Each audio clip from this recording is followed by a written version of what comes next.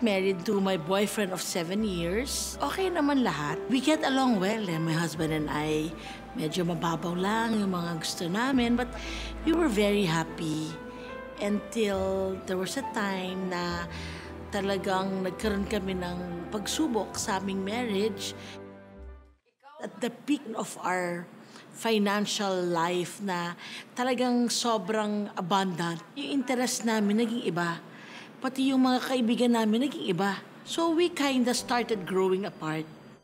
Ang unti-unting paglayo ng loob sa isa't isa ay nasundan pa ng isang pangyayaring sumubok sa kanilang dalawa. Poor stewardship, magastos kami, business na hindi nagpo-prosper, nalulugi. We lost everything we had. Talagang binawi. Hindi kami nagkakasundo na eh. Nag-umpisa na masira yung marriage namin because we had different lives. Because we didn't know how to handle it, we were already attacking each other. I was blaming him. I disrespected him. Hindi na ako nagsasubmit sa kanya. I felt na ako yung mas magaling sa kanya. Siya na lang lagi may mali. Sa halip na magtulungan, hinarap ng mag-asawa ang problemang ito ng magkahiwalay. I asked him to move out. I filed for annulment just to legalize my separation para lang pwede kong gawin yung gusto kong gawin at that time. Naglagay ako. Binayaran ko kung anong kailangan bayaran para mapabilis. I even called my husband. Sabi ko, huwag ka nang lalaban dun, ha? Kailangan ko lang yung pirma mo at lahat kailangan oo. Siya, being so mabait, he just agreed. Nag-progress yung aming annulment. Hindi nga nagtagal. Sinabi na sa akin na okay na. Ano na, ayos na yung annulment nyo. Umiyak ako. And then, wala ako sa Panginoon, pero I prayed. Sabi ko, Lord, bakit ganun? Ito ang gusto ko. Ang laki ng ginastos ko para maanal. Bakit nung naanal ako, hindi pa rin ako masaya? There would be nights, sleepless nights. Bakit ganun? Walang peace. Kahit na gumigimik ako, lumalabas ako, I was dating, pero ba't parang may mali? May kulang? I just told myself, alam mo, I can't go on like this. Hanggang sa natagpuan ni Liza ang sarili sa loob ng isang Kristiyanong simbahan matapos tumugon sa paanyaya ng isa sa mga kapatid. At that time, our guest pastor, nagpapatawa siya the whole time. Lahat sila tawa ng tawa, iyak ako ng iyak. I did not know na my brother-in-law was there. Nakikita pala niya ako. So they were texting my husband, who 1 year before I attended, nag-church na pala siya. I guess pinagdadasal niya ako. Pag-uwi ko, the first thing I did was lumuhod ako. Sabi ko, Lord, my life is no longer mine but yours. And that completely changed everything. I called my husband. Ang pagsuko ng buhay kay Kristo ang naging dahilan ng pagbabago ng puso ni Liza sa asawa. Nagkita kaagad kami, nag-date. I believe God was really dealing with me more than anything eh. Ako yung nagkamali talaga sa asawa ko. Bigla na lang, the week that I became a Christian, tumawag yung lawyer. May nag-file na motion for reconsideration na masyado daw mabilis na bigay annulment mo. Sabi ko, pwede bang i-pull out mo na? Pwede pa ba? Sabi ko, kundi magpapakasal na lang ako ulit. We started living again together. I started to get to know the Lord and my husband also. Nagsabay na yung walk namin. It's really putting Jesus in the center of your marriage. Kasi yung problem namin, it still happens from time to time. But before, kung kami, we used to attack each other. Ngayon, hindi na. We know we are a team. We are one. We attack the problem. We don't attack each other. We fight for the marriage. We do not fight in the marriage. Sa ngayon ay may mga kaibigang umaalalay sa kanilang buhay may asawa. Bukod pa rito, childless kami for 16 years. And now we have our own daughter. She's now 5 years old. Amazing, amazing lang talaga what God has done to our family.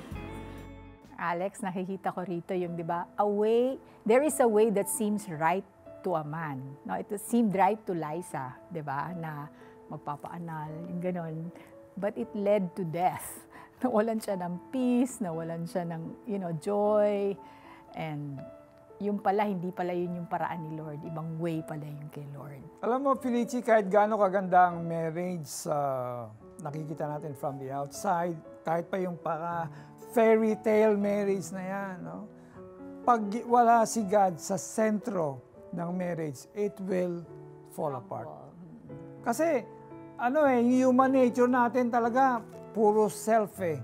So kaya yan, talagang merong clash, mag-aaway. Nandyan din yung parang kailangan mo talaga na ipakita yung sarili mo eh. No? So, God is not just a God who gives second chances. He's the God of endless chances. Napakahaba talaga ng pasensya ng Panginoon sa bawat isa sa atin. Patience.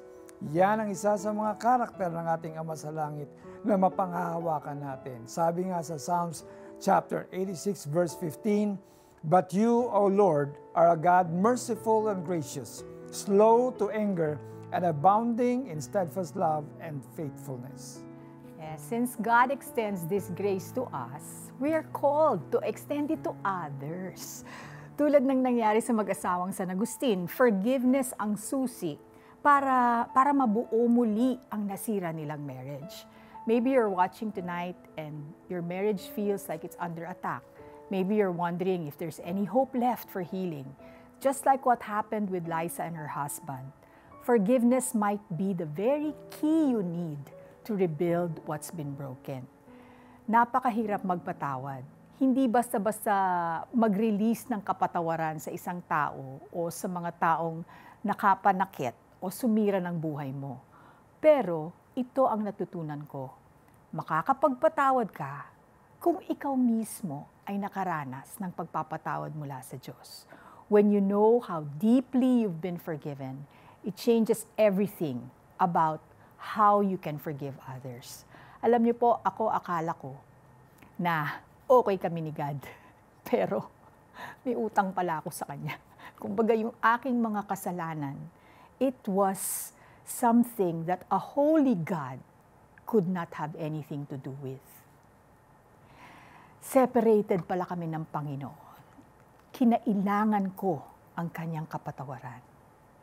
And all I needed was to come to Him and believe na He had a solution to my problem. His solution, His Son Jesus Christ, who died on the cross for you and for me. Manalangin tayo. Heavenly Father, patawarin niyo po ako sa aking mga kasalanan. Kayo po ay banal na Diyos. And you will not have anything to do with someone who is sinful.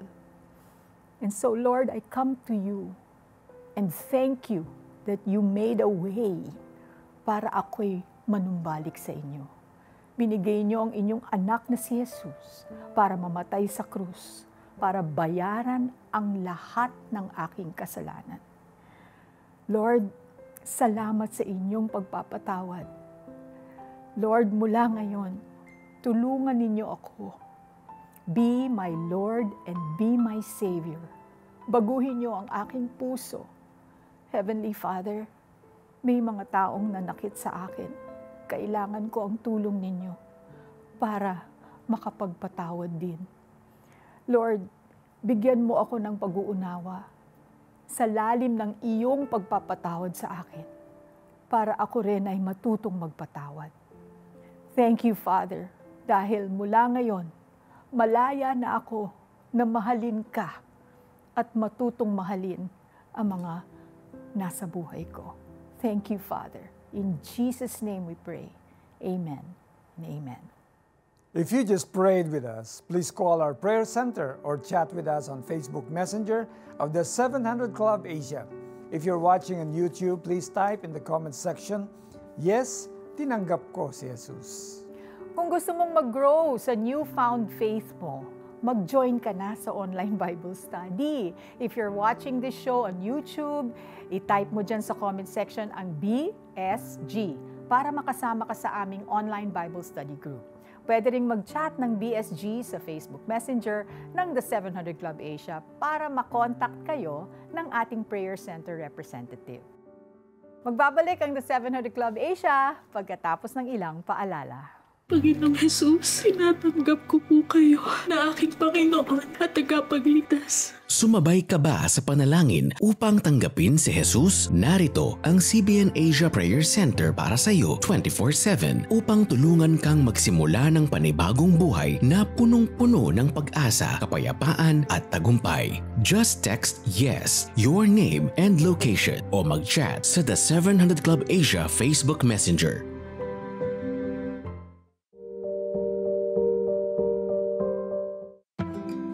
Ang salita ng Diyos ay isang tanglaw.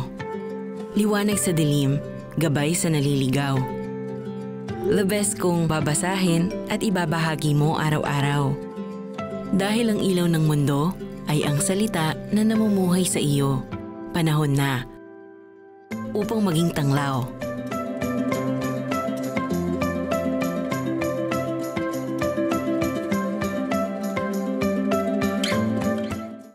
Pag-asa ay parang isang buto. Kailangan ng pag-aaruga upang lumago. Dahil sa inyong suporta, patuloy ang CBN Asia sa pagtatanim ng pag-asa. Hindi tayo titigil dahil marami pa ang kababayan nating nangangailangan nito. Maging kabahagi na at mag-donate ng 500 pesos sa CBN Asia. Bilang pasasalamat, makakatanggap ka ng access sa A Proverb a Day Reading Plan and 31-day video devotional to gain wisdom, guidance, and encouragement for daily life. Kaya hintay ka lang. Darating din ang panahon na tayo ay magtatagpo. Blessing more people through CBN Asia is fast and easy using your GCash app. Just tap the QR button to scan CBN Asia's GCash QR code. Enter the amount you want to give. Tap Next, then Pay. Send a screenshot of your receipt to CBN Asia via Facebook Messenger or email partnership@cbnasia.org so we can acknowledge your donation. To make future donations faster, save CBN Asia as a favorite biller in your GCash app. Tap the bills icon, choose Add Biller, select CBN Asia, and enter your details. Then tap Save. Be God's hand of blessing. Give today.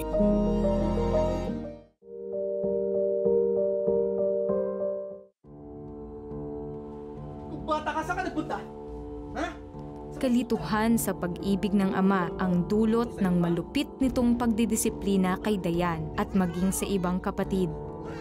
Madalas namang wala ang kanilang ina na naghahanap buhay bilang isang guro. Hindi ka lang makabait! Bihira yung memories ko na magaganda. Mostly everyday. Yung moment na pinapalo niya ako, masyado siyang stricto. Basta isang mali, kailangan papaluin ka niya. Lahat yata ng pamalo, naranasan ko na. Maraming beses gusto ko maglayas nun. Mabait siya sa lahat ng tao, matulungin, friendly. Ano siya, tinatawag siya dun sa amin, Santa Claus. Lahat ng bata, pag nakita ng tatay ko, sinusunod siya. Yung parang lahat ng bata nawiwili sa kanya. Binibigyan niya ng piso, binibigyan niya pagkain. So, kaya lang nataka kami pagdating sa bahay, iba yung tatay namin. Natagpuan ni Dayan ang kalinga at atensyon sa kanyang mahal na lola. Subalit, panandalian lamang ito. Ang dami ko ring memories sa lola ko kasi siya yung nagturo sa akin ng magagandang asal. Bago kayo matulog, magpipray siya, God, salamat. Ganun lang, ganun ko na siya maalala kasi katabi ko siya natulog. Siya yung naging best friend ko sa bahay. Kaya nung namatay si lola, feeling ko nun, wala na akong kakampi. Kasi yung mga kapatid ko, hindi ko sila naging close. Dahil dito, tuluyang nawalan ng kanlungan si Dayan. Takot at galit ang tuluyang naghari sa kanya. Paborito niya ako magtimpla ng kape. Sumusunod ako dahil out of takot talaga yun. Kaya lang dahil ayoko makita tatay ko, nanginginig ako. Madalas yung nababasag ko yun. Nababasag ko yung baso. Pag nabasag ko yun, alam ko na mangyayari sa akin. So papaluin niya na ako. Nilayo ko talaga sarili ko sa family ko dahil wala akong maramdamang comfort. O feeling ko talaga nag-iisa ako. Kaya maraming beses no, hindi nila alam. Gusto ko nang umalis ng bahay namin. Dayan, Ano po yan, Tay? bakit mo ko sinasagot kanina? Hindi po kayo yun, Tay. Si Romel po yun. Pinagbibintangan niya kasi ako. Kahit na, ako pa rin sinasagot mo! Bastos ka! Walang modo!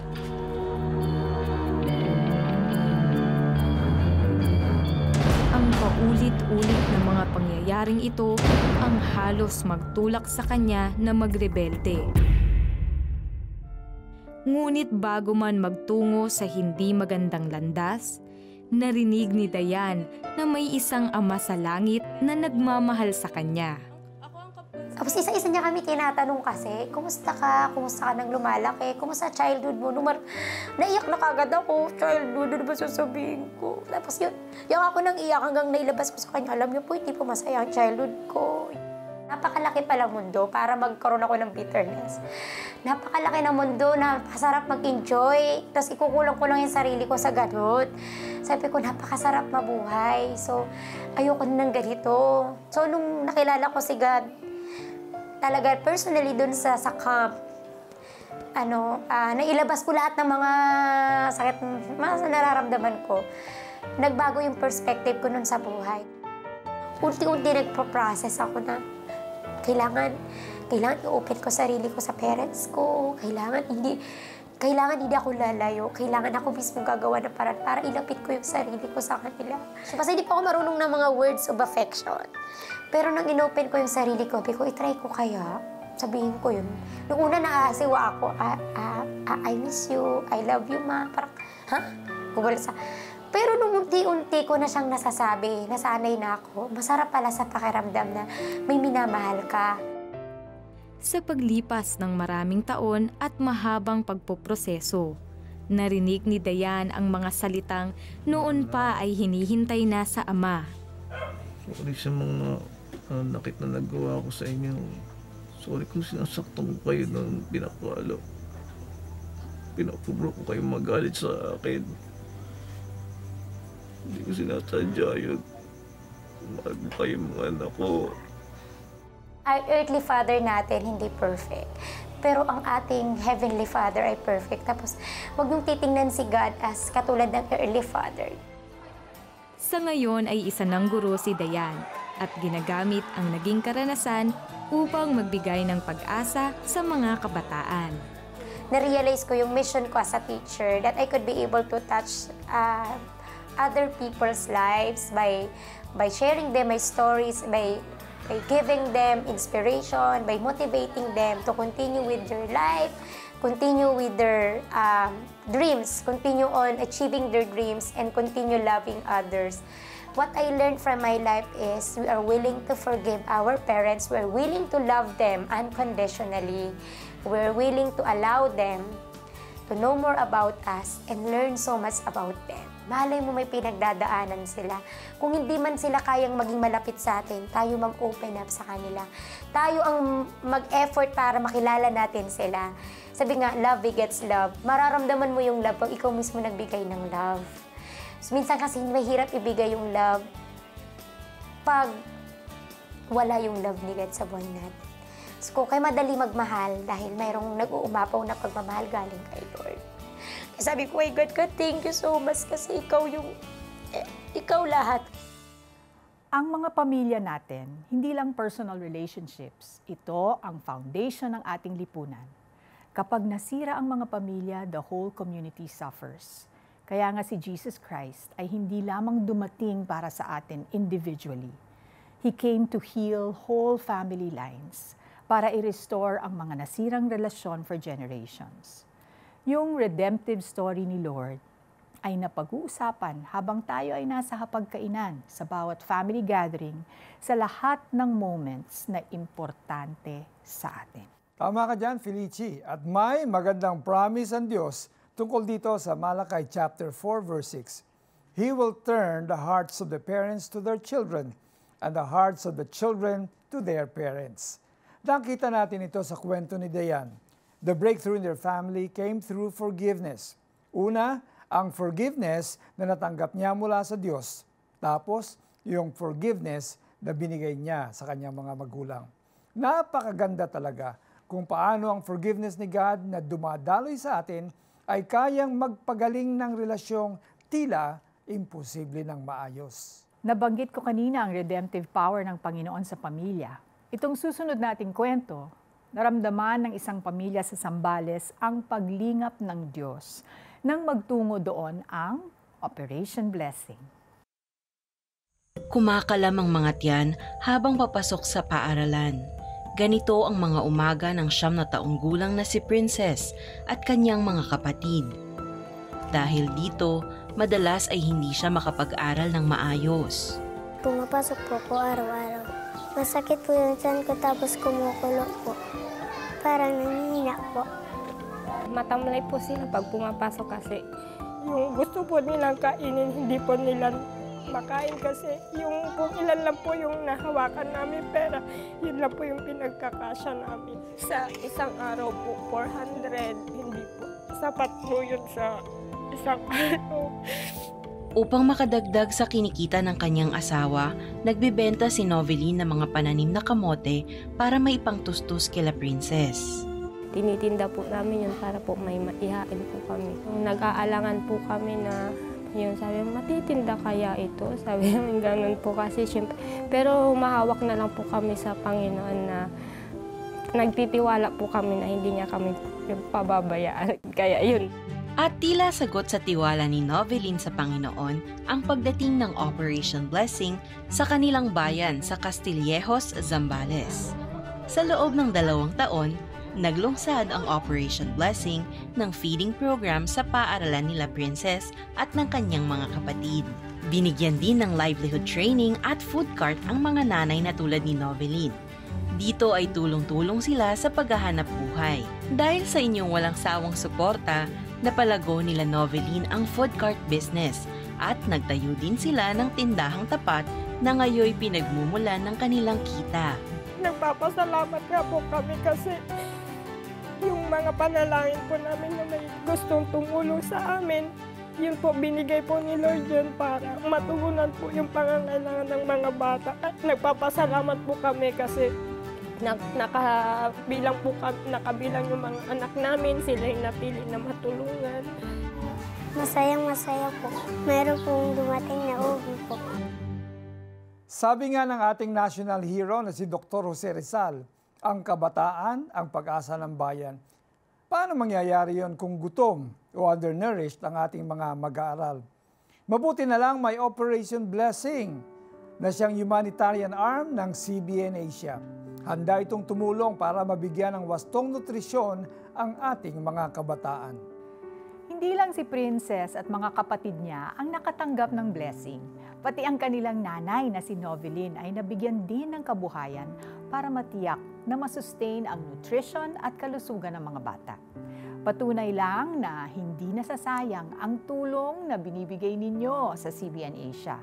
Sigurado kayong nakararating ito sa mga kababayan nating nangangailangan katulad ng pamilya ni Noveline. Marami pang pamilya naghihintay ng inyong blessing. Partner with CBN Asia now. I-scan nyo na ang GCash QR code na nakikita ninyo sa inyong screen gamit ang GCash app. After making that donation, send us a screenshot of the receipt sa Facebook Messenger ng The 700 Club Asia para ma-acknowledge namin ang inyong donasyon. Magbabalik ang The 700 Club Asia pagkatapos ng ilang paalala. Ang salita ng Diyos ay isang tanglaw. Liwanag sa dilim, gabay sa naliligaw. The best kung babasahin at ibabahagi mo araw-araw. Dahil ang ilaw ng mundo ay ang salita na namumuhay sa iyo. Panahon na upang maging tanglaw.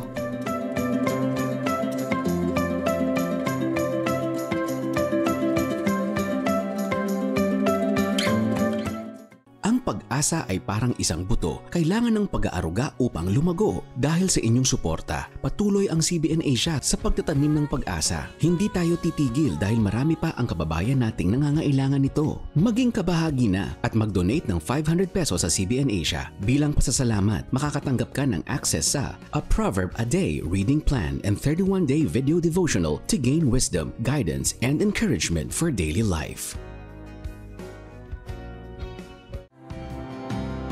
Kaya hintay ka lang. Darating din ang panahon na tayo ay magtatagpo. Blessed Blessing more people through CBN Asia is fast and easy using your GCash app. Just tap the QR button to scan CBN Asia's GCash QR code. Enter the amount you want to give. Tap Next, then Pay. Send a screenshot of your receipt to CBN Asia via Facebook Messenger or email partnership@cbnasia.org so we can acknowledge your donation. To make future donations faster, save CBN Asia as a favorite biller in your GCash app. Tap the Bills icon, choose Add Biller, select CBN Asia, and enter your details. Then tap Save. Be God's hand of blessing. Give today.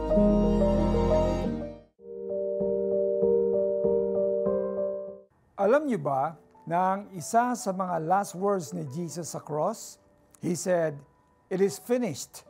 Ibig sabihin, lahat po ng kasalanan natin, past, present, maging sa future, bayad na lahat. We are already forgiven. Para bang kontrata, ang part ng Diyos sa salvation contract natin, tapos na, done deal na.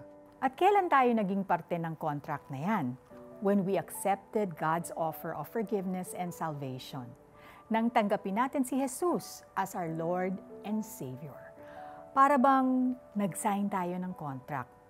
At bilang the other party sa salvation contract na ito, may part din tayo na kailangan gawin. We need to obey and follow God's terms and conditions to enjoy a blessed life. Pero what if we failed?